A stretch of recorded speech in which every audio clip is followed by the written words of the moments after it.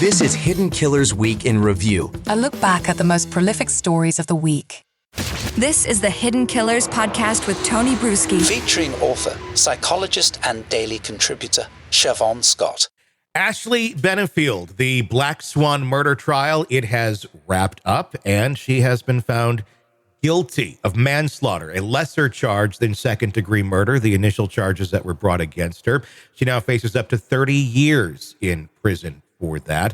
We have a lot to break down from the closing arguments to Ashley taking the stand with Siobhan Scott, psychotherapist and author. I've been really looking forward to talking with you about this from a psychological standpoint, because there's a lot to dissect here. And before we get into the verdict, before we get into all that, I want to go back to initially the closing arguments that were made, and also Ashley on the stand. We should probably actually start there, because that's obviously before closing. She was up there the other day. Quite a show. And I think it left a lot of people, emotionally affected. I've heard people crying. I've heard people saying she's full of crap. I've heard everything on this, and we'll take a look in a moment. But before we do that, what was your reaction to her the prosecution on the stand after her on cross, and also her own defense, questioning her about the situation? Yeah, I have to say I went into this case trying to stay very neutral about it, and I have worked a lot with domestic violence cases over the years. I used to run a domestic violence counseling center for women, and I have strong feelings about it, but I've also seen cases where people have lied or where people exaggerate, and so of course not everything that's alleged is always true. But I found her testimony so incredibly compelling, and I thought the defense did a remarkable job of putting on the evidence, including professionals. I thought they really proved their case. And I thought the prosecuting attorney really put her through a meat grinder. And I think that was one of the things that was so hard for people to witness. It just really seemed to put her back in a state of PTSD. And we all felt that as we were observing it. Yeah, I try to be very middle of the road on this one, too. Initially, I was very thinking, I don't know, because we're going to hear from the defense of, or the prosecution of everything that led up to this, and Ashley kind of running around, not letting the father of her child have any access. And there had been no court order saying you can't. It was just really, not ethical or legal activity, quite honestly, that she was engaged in there.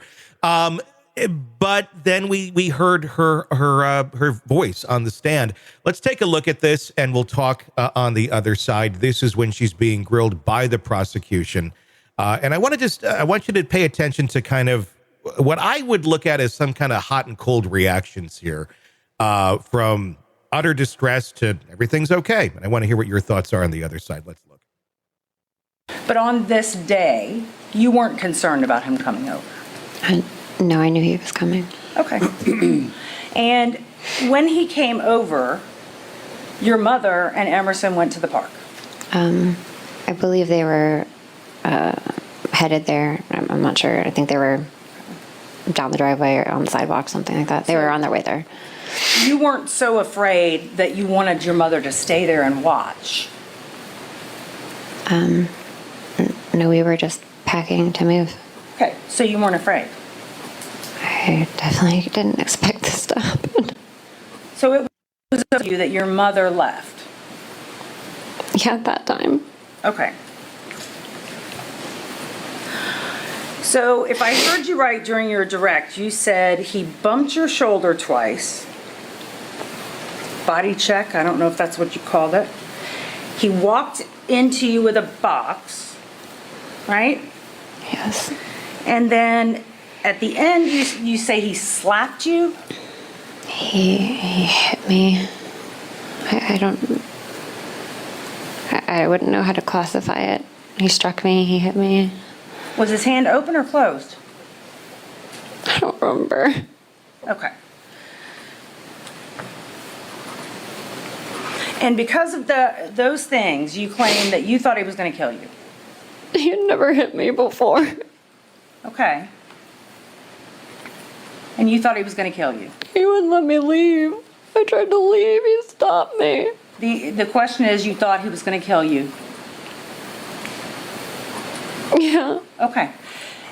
Now, when you were in the bedroom, you decided to get your firearm. And it was where? It was in a storage bin on top of the laundry basket. Okay. So I'm going to show you State's Exhibit 52. If you could turn around and look at that. Where was your firearm? It was in the bin on top of the basket. Here? That's the basket. The laundry Where was the basket. bin? It's that right on top. Okay. So it was in here. Yes, ma'am. Why would you have a firearm in there?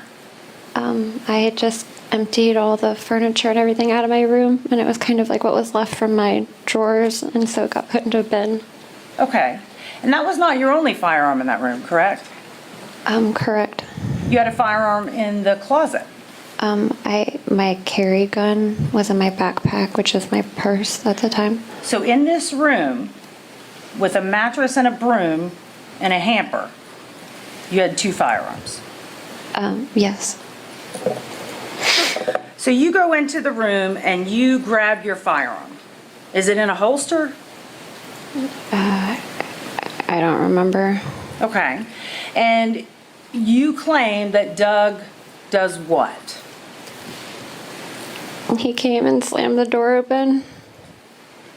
He was standing in the doorway. He said, "You're fucking done."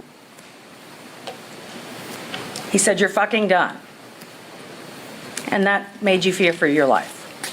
Yeah. That's a testimony that we heard. What was your reaction to that, seeing it again? Yeah, I feel that she's genuine. Yeah. You know, she's consistent. She's clearly having a variety of emotional reactions as she goes through and tries to put herself back in the scene and tell the story. She's affected on a very deep level. I didn't get the sense that she's rehearsed or play acting. It seemed very genuine to me. And in the cases I've seen, the many, many cases of women who have been through scenarios like this, it's just kind of classic. The prosecutor wanted to make the point in the beginning, well, why did you let him come over? You let your mother leave. You couldn't have been that afraid. Well, that's how these relationships work. Sure. Because the victim over time comes to believe that if I behave just so, if I do all the right things, I'll get the good side of him and things will be fine.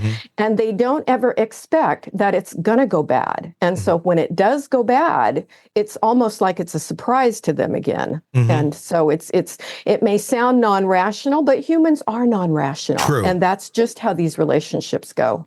And that's kind of where I have some questions about the rationality with some of this stuff.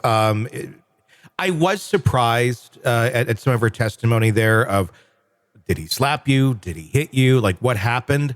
And she doesn't seem to remember that moment of what it actually was.